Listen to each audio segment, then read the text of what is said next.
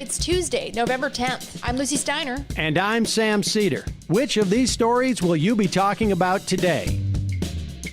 Big pharma megacorp Pfizer claims it has a working coronavirus vaccine that's effective 90% of the time. Meanwhile, turmoil at the White House as Trump fires the Secretary of Defense, more close officials catch coronavirus, and tabloids report that staffers are burning scented candles to cover up the smell of Trump and his cronies' fast food deliveries. And lastly, a shocking peace deal appears to have ended, at least on paper, the war between Armenia and Azerbaijan, but also sparked massive protests in Armenia's capital. You are listening to Majority FM's AM Quickie, and these are the stories you need to know.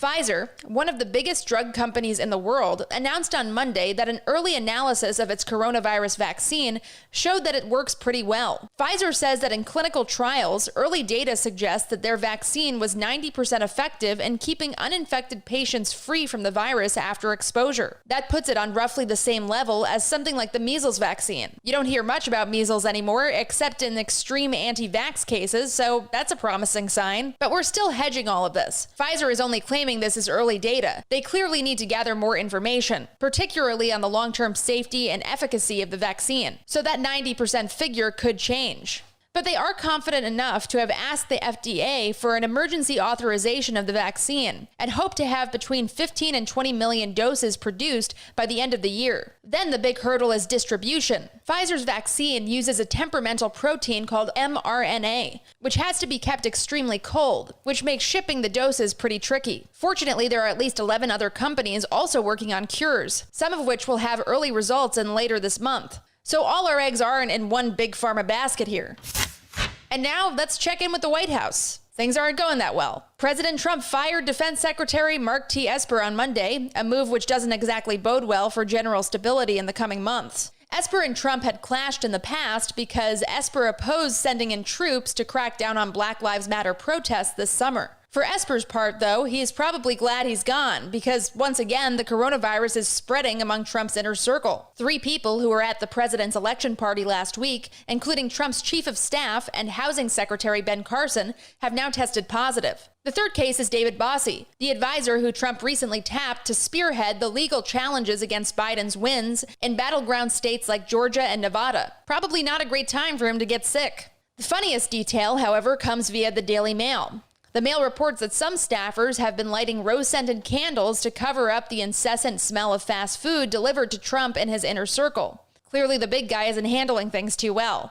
But back in the real world, one troubling sign in all of this is that Mitch McConnell hasn't fully cut Trump loose yet, arguing on Monday that the president was, quote, 100% within his rights to look into allegations of irregularities and weigh his legal options, unquote. That's not exactly a ringing endorsement of Trump's claims, but it's not an overt acceptance of Biden either. The Biden camp, meanwhile, is continuing to remind everyone that they won't mess all this up when they eventually take over, announcing a roster of actual scientists and experts to form their incoming coronavirus task force. Meanwhile, on CNN earlier today, Dr. Anthony Fauci said he hasn't spoken to Trump since the president was in Walter Reed Hospital with the disease himself. Sounds about right? The war between Armenia and Azerbaijan may be coming to a dramatic and controversial end after Armenia's president announced that he had signed a peace treaty with Russia and Azerbaijan. The deal comes in the wake of several key victories by Azerbaijan's military, which recently captured a major town in the contested region of Nagorno-Karabakh. The region is largely recognized as being part of Azerbaijan, although its residents are mostly ethnically Armenian and consider themselves citizens of an autonomous republic of Artsakh. The deal, signed by Armenian President Nikol Pashinyan, appears to have effectively surrendered most of the region to Azerbaijan and Russia, and it has been met with immediately widespread protests in Armenia's capital of Yerevan. The protests are not at all peaceful either. Early videos coming out of the city show protesters breaking into government buildings. It's pretty unclear what will happen next, as these protests just flared up late on Monday night. It looks like when the dust settles, there will be a new balance of power in the region, which is a mess of conflicting interests between Turkey, Russia, and the warring powers themselves. And now, for some quicker quickies. Quicker quickie. One last White House tidbit we couldn't squeeze in. CNN reports that John McEntee, director of the White House Presidential Personnel Office, is telling the administration staffers that if he catches them looking for another job, they'll be fired outright. That's probably not looking like much of a punishment at this point.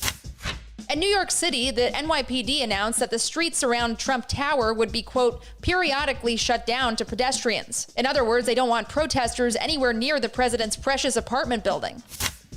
After a disappointing showing down ballot, Democratic Congressional Campaign Committee head Cheri Bustos is stepping down from her job. We now wait on bated breath to see if her replacement will be any more competent.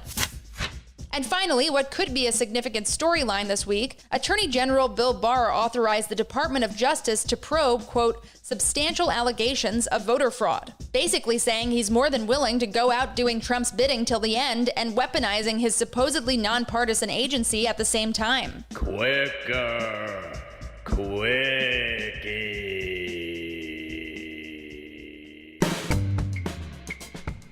That's it for the Majority Report's AM Quickie today. Stay tuned for the full show with Sam later.